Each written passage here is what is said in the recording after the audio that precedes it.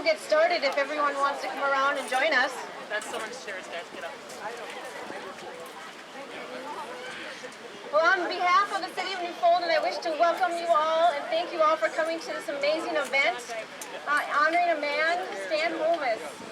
It's such an honor and a privilege to have worked with the Stan Holmaas family and putting this all together.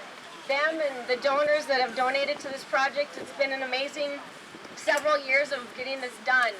And we just want to thank them as well as all of you for being here and coming to this event. And so without further ado, I just want to welcome you and introduce, the New Fulton Fire Department Chief, Dave Bennett.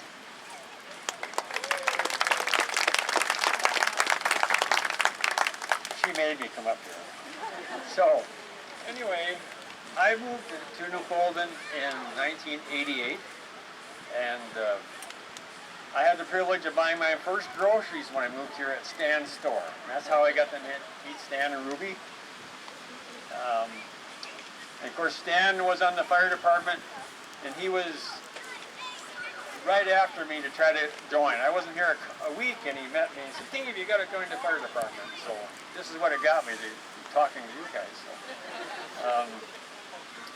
So Stan, it's an honor to talk about Stan because he is the longest active member of the New Fulton Fire Department. He joined in March of 1950, and he retired in March of 1990. So 40 years with the fire department, which is just a very unique privilege to have somebody that was dedicated to the fire department that long. So I went through a lot of the notes from the fire department, and well, first off, he had jobs like the rest of us rookies. His first duty was to paint the floor in the fire hall, and then he got the honor of filling the ice skating rink for the first year. So that was his duties. But Stan was quick to learn, and you could tell by the notes with the fire department that within about 5 years, he made chief of the ladder, or he made ladder chief. In those days, they had different divisions within the fire department, so he got to be chief of the ladder division. And by 1959, 9 years, he got to be first assistant chief, so he moved up quite a bit. And Stan was very active with all parts of the fire department. He helped to fundraise. He did a lot of training. He represented the fire department at regional meetings. He worked on buying equipment, and so he was very, very active during all that time. I know that Stan, well, there's some stories I was going to tell about Stan, and there's a few of you who probably know more stories than I know about Stan, but he was very dedicated to his being on the fire department, and so whenever he got a call, of course the store was here, and I'm not sure where the fire department was at that time, because what we see now, I didn't see the previous one, but I was told he ran to every fire department in the store, and because he was so dedicated to making sure he got out the door as quickly as he could, he would start taking off his clothes before he got to the fire hall, because he wanted to make sure he could get into his fire uniform as fast as he could. So there was times that some of the guys tell me that he was down to his skivvies by the time he got to the door. And in fact, one time, I guess he was at church, they got a call, he went to the fire hall, took his clothes off, and going to the fire, he had his t-shirt, his skivvies, his fire coat, and his fire boots, but he didn't have his buttons. It was a pretty decent scene, I guess, to watch Stan go to a fire call.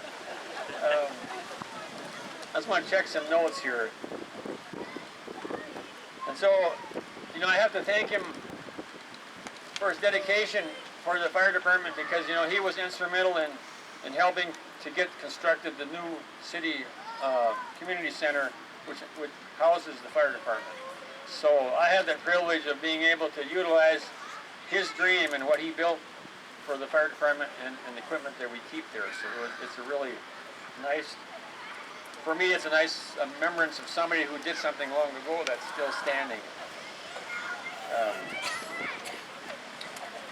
It's interesting in the notes that Stan sometimes was the acting secretary, and it seemed like every time he was acting secretary, as soon as the meetings were over, it says we're going to the pool hall now to have something to eat. So they went to the pool hall a lot after their fire meetings. So I'm not sure what they all did there. So, you know, there's lots of people in the past who have contributed to what Newfoundland is today in the area. There's folks working today to make Newfoundland a really nice place, and there'll be people here tomorrow who will do the same thing. And for me, I look at life as a baton, and we get to carry that baton for a bit of our life, and no matter what we do, and so we get to give that baton to somebody else when we're done. And obviously we take it from somebody else. I just want to say that thanks to Stan, he carried that baton for the Newfoundland, the fire department, and our area very well. And I want to thank the family for allowing us to know Stan.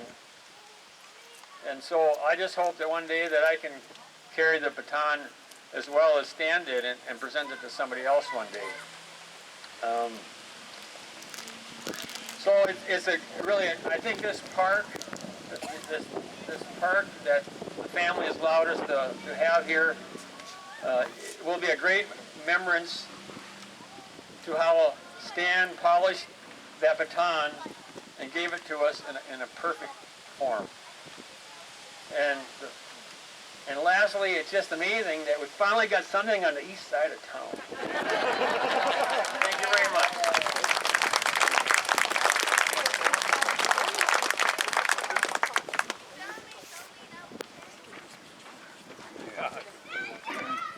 Stan and I both had a set of grandparents on Section 14 in Newfoundland Township. His grandparents were Anton and Helena Stocky, and mine was Ole and Kari Lee. They were on adjoining quarters, and so they neighbored together a lot, I'm sure, in those early days. Back in 1975, the summer flood that we had, I woke up at about 4 o'clock in the morning and found out that water was coming into our basement. I went outside, and the water was closest to the house that I had ever seen.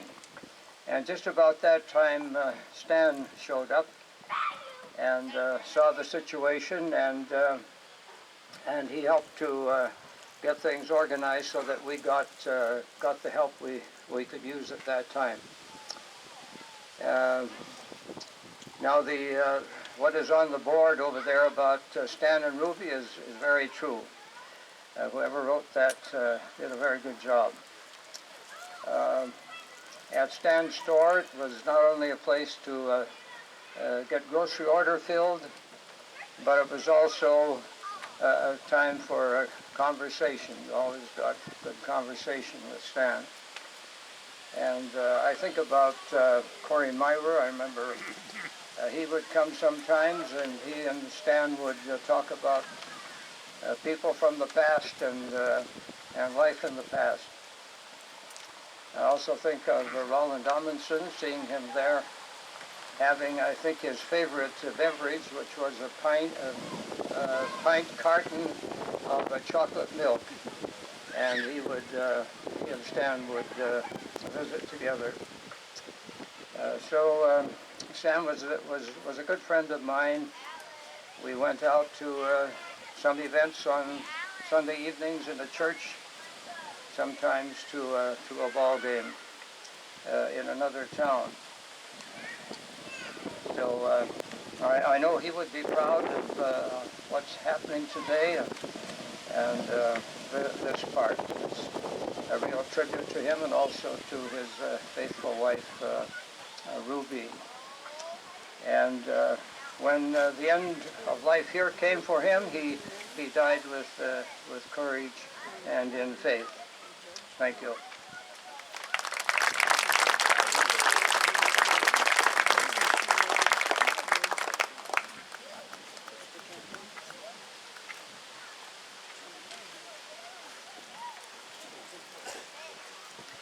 we changed the order a little bit, but I think it's pretty easy to tell me from my brother Jerry. So I'm Wanda Spading, and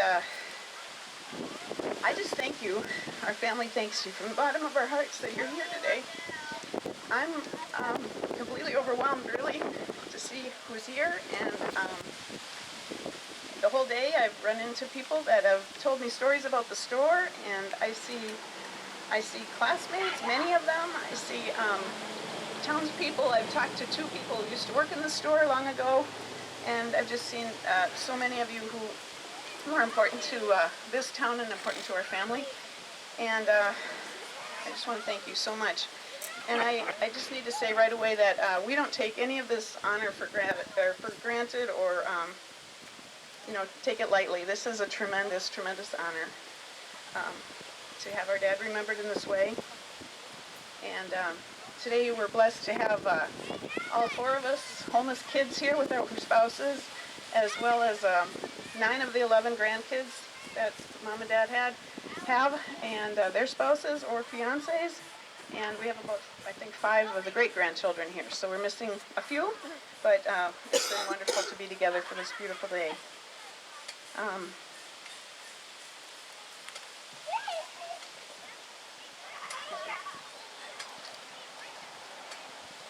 Last night I was at our 40th class reunion, and one of my classmates was telling me about her grandchildren, who are 4 and 6, and how she has passed on the story of Stan to them, and the story of her son when he was a little boy, and he would come in and talk to Stan, and Stan would give him a piece of candy. And those little boys that are now the grandchildren of my classmate go on and tell that story, and it was heartwarming to hear how they're passing on this story of this man named Stan who grew up and built a store here and had kids and a family, and then he got sick and died, but now there's this park in his honor. And so I have thought many times, I've wondered what Dad would think of this all. And I'm not honestly sure what he would think, but I do know one thing is that the bottom line with Dad was that he was very, very passionate about Newfoundland and about its people. And he, as has already been mentioned, that was manifest in many, many ways. But I know that without any hesitancy, I can say that he would be thrilled to know that this place exists for the betterment of Newfoundland and for the enjoyment of its people. And I really want to express my gratitude to Tammy Hansen, who, my understanding from the day we introduced this idea, she was behind it, she was on it, and she worked so hard, as well as others. I think Mayor Warney, I didn't know the mayor, and when she got up, I said, "Oh, is that the mayor? They're getting prettier all the time."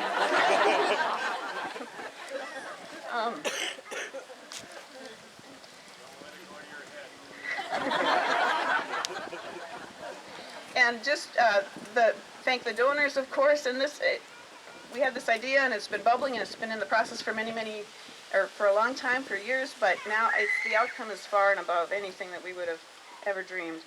Just wanted to close with a story about my dad. When just something that he said to me I'm sure it was in the 3rd grade, that I have never forgotten. I was in Miss Huglin's class, as we all were, but that was my year to be in her class, and we were planning a puppet show as a little group project, if I remember.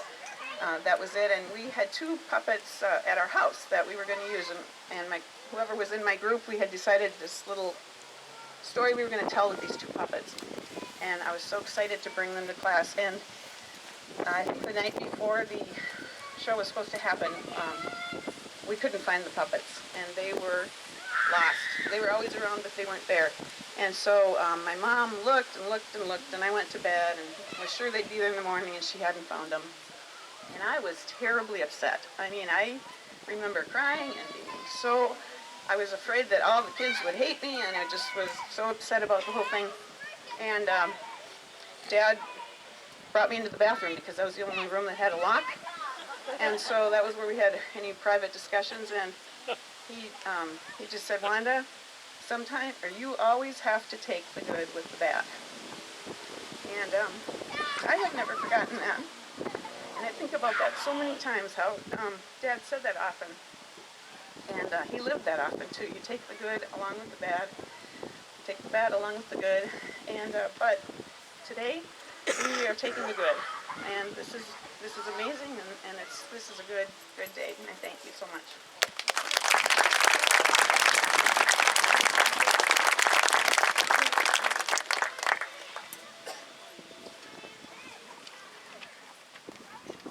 I am Jerry, the oldest of the clan. And the first thing I want to say, which has been said already, but I need to say it again, Stan Holmaas loved Newfoundland. And the people, he loved the store. I remember I talked in the hospital in Rochester with him when he was down after they had discovered the cancer that killed him. And he said, you know, I don't think I would have lived my life any other way. And I agreed with him. Told him he did a good job. And I think today proves that.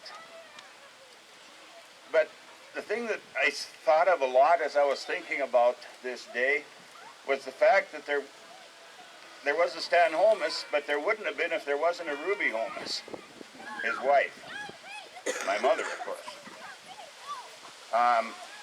When that fire siren went, he was out the door peeling off his clothes, as we heard. But whatever Mom was doing, she just had to drop it and get out there, because he's in the middle of checking someone out. Just wait. He didn't say anything, he just ran, literally.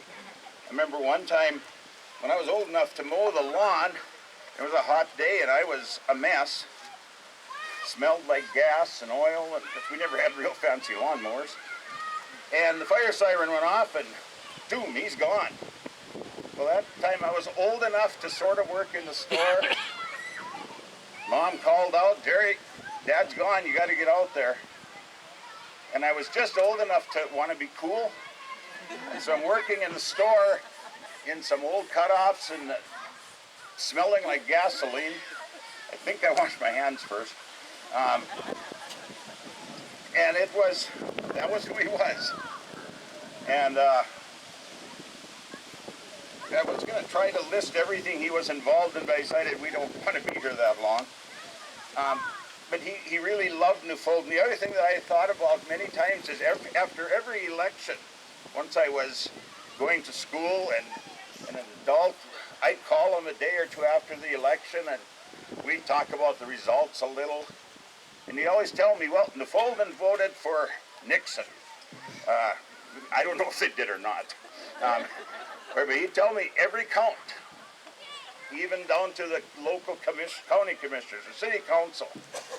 And for Dad, that was just as important as the presidential election, the Newfoundland election. Because this town, it was his hometown and he cared about it, and Mom did as well. So I just wanted to acknowledge our mother and all that she, I was going to say put up with, and sometimes that's true. And I got a little bit on that coming up here in a minute. But I was thinking also of this property, because this wasn't all Dad's property at the beginning. Sunshine Inn was somewhere over in there. It was a little inn that, if I remember right, Ed Pauley ran. And Dad bought that and turned it into Stan's little store. And it must have been really little because Stan's grocery wasn't real big. And then he added on, and it became Stan's grocery. But what was really a blessing to me is thinking about what the rest of this property was. Over there somewhere was the sale barn and Holmaas Surplus. That was run by my uncle Elmer Holmaas, my dad's oldest brother. And in the front corner of that building, when I was a little kid, was Andrew Holmaas's shoe repair shop, my grandpa. Pretty cool. I thought we were kind of an important family. But I really, Elmer's sale barn, you could get everything from a cow, as I remember. They had sold live animals, to a little red rocking chair, which I still have. I grew out of it about 60 years ago, but really neat. And then when they quit selling livestock, my cousin Mervyn Knutson Alice Holmaas Knudson's son tore down the stockyards part, the pens and stuff back over in here somewhere, and I got to help him. And being the patient man that he was, I got to help him, because I don't know that I did much. Blessings, real blessings on this piece of property. And he bought as he had the opportunity, and here it is. Incredible park. I thank the city. I thank every one of you. The other thing I wanted to mention quickly was a couple of experiences out of many, many that could be shared about growing up in the living quarters, which were attached to Stan's Grocery. Most of you know that perhaps, maybe all of you don't. And there was never a complete door between the store and the kitchen and the rest of our house. At the beginning, there was just these two little pieces of plywood that swung back and forth like an old saloon, you know. There never was a saloon, but and you're sitting in the kitchen eating, and if a guy was drinking coffee at the lunch counter and looked through the crack, he waved. And make sure you're fully clothed when you come out of the bathroom, because the door opened up in dead line for that guy. So we didn't grow up with a lot of privacy. And you know, that never bothered Dad in the least. Preparation for getting ready for a fighter call, I guess. But one time, in that living arrangement, I remember Mom and I were sitting by the kitchen table. She had a cup of really hot coffee like she liked it. And I don't know if I was drinking coffee yet, but whatever I was drinking. And we were talking and having a good time. And all of a sudden, this little kid came hopping on one foot, right made a beeline for the bathroom. No words were shared. Don't know who he was, but he hopped in and shut the door and did his thing. And then he opened the door and hopped out. Something was wrong with it, one foot, I guess. Well, that borderline into the store, we lost it utterly. And we talked about that till I think Mom's brain tumors made her not remember everything. That was one of many. Everything I thought about growing up behind Stan's Grocery was the people who would come to the back door when the store was closed. And they'd come Sunday night, they'd come holidays, they'd come Christmas Eve. And the one time we were just getting ready to open the presents, and we were pretty excited, especially Marlene. Bang, bang, bang, bang, bang. And we all, including Mom as I remember it, tried to convince him, don't answer the door, Dad, don't. Off he goes. And it was an old bachelor, and he needed bread. I don't know what he needed, but let's say bread. And Dad, okay, hey, Stan, when you're out there, you give me a couple of Copenhagen. And it didn't take too long for me to realize maybe he didn't need the bread quite as bad as the Copenhagen. And we had variations on that theme. I got company, I need milk. Could you get a couple packs of Salem? So I kind of learned to know people a little bit, which helped me a lot in my career as a pastor and a professor of Hebrew, Old Testament. But I learned a tremendous amount from Dad about people and about treating everyone equally, about accepting the poor as well as the rich, young as well as the old, the bachelor as well as the family person, whatever it was. I never saw him treat people differently, and I never saw him not answer the door when the knock came. And I never saw him impatient with those people. I am so thrilled to see this park.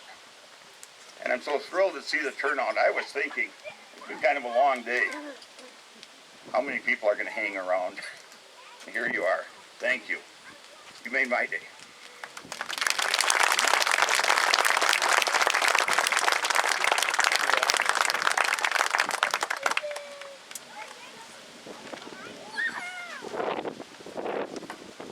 Don't worry, this is scripted, so it won't take long.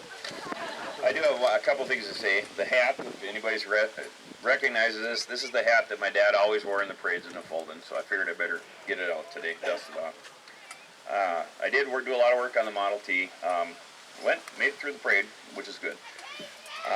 One thing I want to say, we put a little video when Terry and I got it running on Facebook, and Wanda had made the comment, that sound, she just immediately identified that sound with a big smile from ear to ear on my dad's face. That's all I got. Okay. Well, one more comment from me. I wasn't going to ad-lib, but the picture on the sign that's my favorite is the one with my dad in the Model T throwing candy with both hands. Okay. Remembering those that paved the way, who formed a community and built their homes, who settled the country and worked the land, who began a school and established churches, who carved a path for the next generation, we cherish the memories, we reap the benefits, with appreciation for all that has been provided and with thanks to the Creator from whom blessings flow. We are community. Our dad was all about community. He was a common man with a lot of common sense. We have found some words of wisdom from previous generations about life and about community and about gratitude. Alone we can do so little. Together we can do so much. Helen Keller. The quiet words of the wise are more to be heeded than the shouts of a ruler of fools. King Solomon.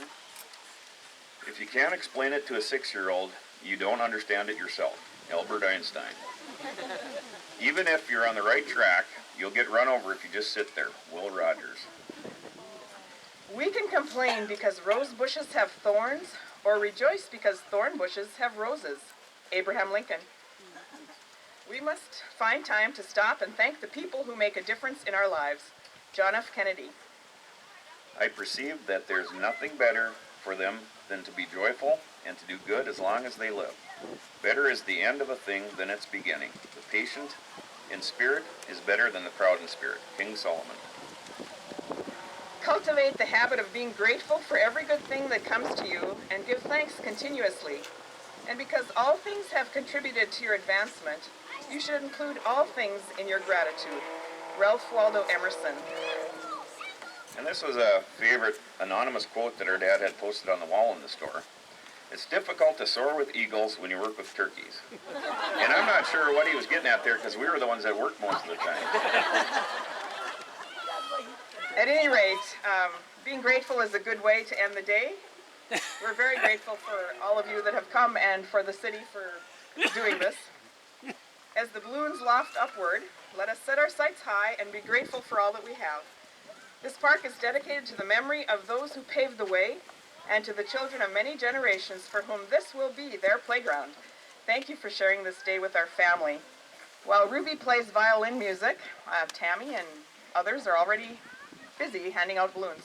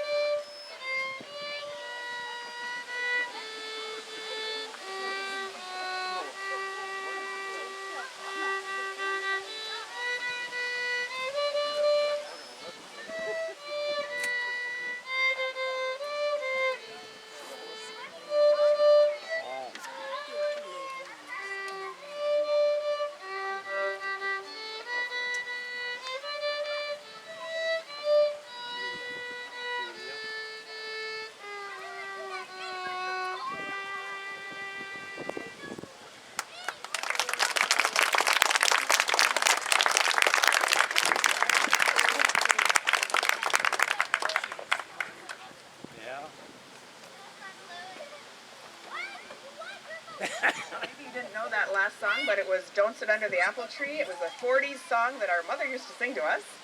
And some of you will remember it. So on the count of three, release your balloons. 1, 2, 3.